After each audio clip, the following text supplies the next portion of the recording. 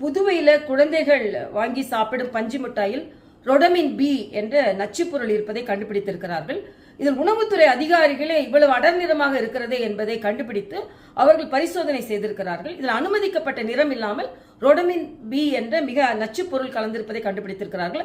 அவர்கள் வட இந்தியாவிலிருந்து வந்த விற்பனையாளர்கள் சில பேர் விற்றுக் கொண்டிருக்கிறார்கள். அப்புறம் அவர்கள் எங்கே இருந்து வாங்கினார்கள் என்று கேட்கும்போது சில கடைகளை காண்பித்திருக்கிறார்கள். ஆக அந்த கடைகளிலும் ரசாயன பொருட்கள் விற்கப்படுகிறதா என்பதையும் பரிசோதனை செய்வதற்கு ஆணை பிறப்பிக்கப்பட்டிருக்கிறது.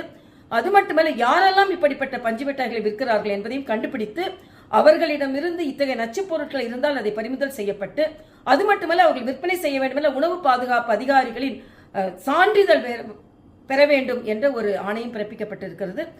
சில வியாபாரிகள் என்ன சொன்னார்கள் என்றால், தமிழகத்திலிருந்து சில பொருட்களை வாங்கி வந்தோம் என்று சொன்னார்கள். தமிழகத்திலும் இத்தகைய பரிசோதனைகள் செய்யப்படும் என்று நான் நம்புகிறேன்.